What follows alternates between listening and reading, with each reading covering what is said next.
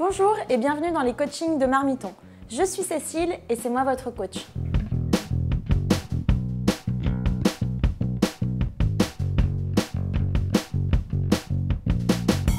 Aujourd'hui, pour ce coaching spécial débutant, nous allons parler de la viande. On va commencer avec le bœuf, en passant par l'agneau et en terminant par le porc. Sous la vidéo, vous pouvez télécharger cette feuille de route. Elle vous guidera tout au long du coaching. Elle vous permet de passer simplement d'une étape à l'autre en cliquant sur les triangles juste en dessous. Par exemple, si vous savez déjà faire un bœuf bourguignon mais que vous ne savez pas comment faire un gigot d'agneau, cliquez sur le triangle numéro 6. Pour commencer, lorsque vous faites vos courses, pensez à acheter la viande au dernier moment. Une fois chez vous, conservez-la bien enveloppée dans la partie la plus froide du frigo qui est en général la partie du haut. Pour être sûr qu'une viande est bonne, il faut la regarder, elle doit avoir une belle couleur et être bien brillante. N'hésitez pas non plus à la sentir, si elle sent trop fort, c'est qu'elle n'est pas bonne à être consommée. Pour les quantités, voici la règle. Pour un morceau avec un os comme la côte de porc, comptez environ 200 g par personne. Pour un morceau sans os, comptez à peu près 150 g par personne. Attention juste avec les ragoûts qui réduisent à la cuisson, comptez alors 200 g par personne. Enfin, voici les règles de cuisson au four pour chaque viande. Il faut savoir qu'elles sont différentes en fonction des viandes. Ce qu'il faut savoir, c'est le poids de votre viande puisque le temps de cuisson au four en dépendra. Le steak haché surgelé, c'est la base. D'abord, commencez par gratter les cristaux de glace qui sont sur votre steak. Ensuite, dans une poêle, faites chauffer de l'huile à feu assez fort. Attention juste à ce que l'huile ne fume pas. Puis, placez directement le steak dans la poêle. Laissez cuire environ 2-3 minutes de chaque côté et n'hésitez pas à saler pendant la cuisson.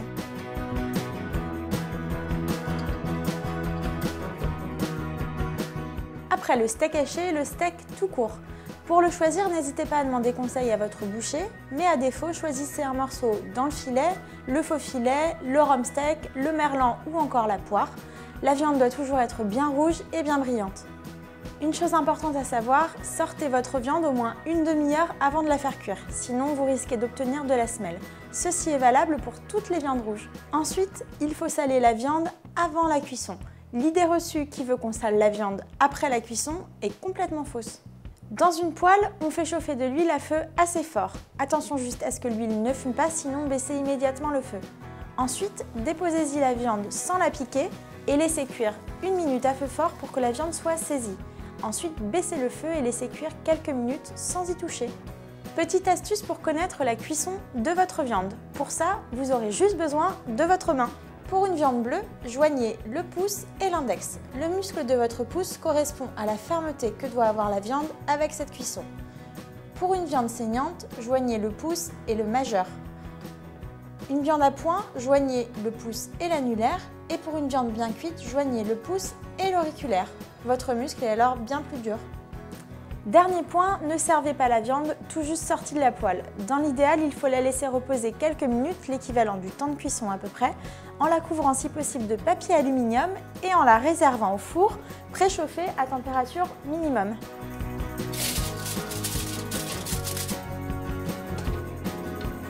Pour le bœuf bourguignon, choisissez de la viande de bœuf spéciale mijotage, comme par exemple le paleron ou la macreuse. Pour ça, il vous faudra 800 g de viande, 3 oignons, 5 carottes, un bouquet garni, des lardons et une bouteille de vin rouge. Maintenant, vous le savez, il est préférable de sortir la viande au moins 30 minutes avant la cuisson.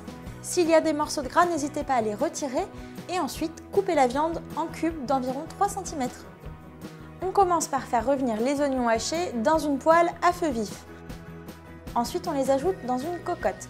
De la même manière, on sale la viande de bœuf, puis on la fait revenir à feu assez vif dans une poêle. Enfin, on ajoute le reste du vin rouge dans la cocotte, ainsi que les carottes épluchées et coupées en rondelles. Et on peut même ajouter des petits lardons fumés, ce qui donnera un bon goût à votre plat. Laissez mijoter à feu moyen 2 à 3 heures et sachez que c'est encore meilleur le lendemain. Pour le rôti de bœuf, il vous faudra un rôti de 800 g, 2 oignons, une gousse d'ail, 2 cuillères à soupe de vinaigre balsamique et un petit verre d'eau. Pour un bon rôti de bœuf, on commence par choisir un rôti dans le filet, le faux filet, la loyau ou encore le rhum steak. On le sort du réfrigérateur au moins 30 minutes à l'avance et on le sale. Pour la cuisson à la cocotte, on commence par faire colorer le rôti dans un peu de matière grasse à feu très fort. Ensuite, on ajoute 2 cuillères à soupe de vinaigre balsamique pour déglacer et donc décoller les sucs de cuisson. On baisse le feu, on ajoute le demi-verre d'eau et on laisse mijoter à feu doux environ 10 à 20 minutes selon que l'on l'aime saignant ou bien cuit.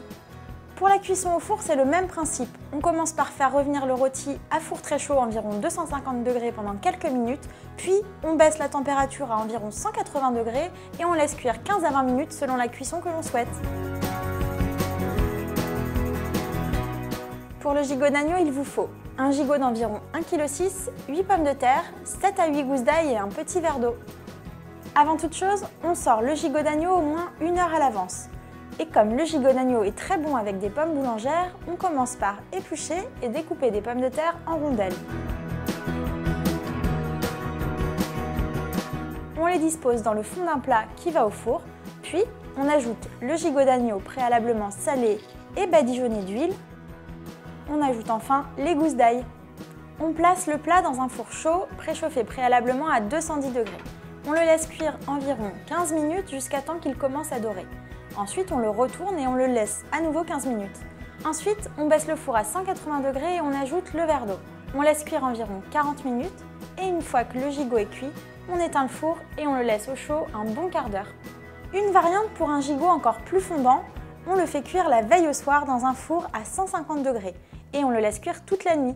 C'est ce qu'on appelle le gigot de 7 heures ou encore le gigot à la cuillère, car il est tellement fondant qu'on n'a même pas besoin de couteau pour le manger.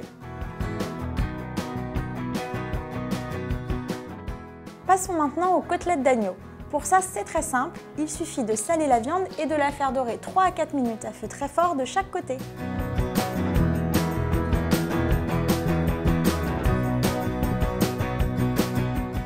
Le rôti de porc, c'est bon et c'est très simple. Pour ça, on fait revenir le rôti dans une cocotte avec un peu d'huile à feu vif pendant environ 30 secondes de chaque côté.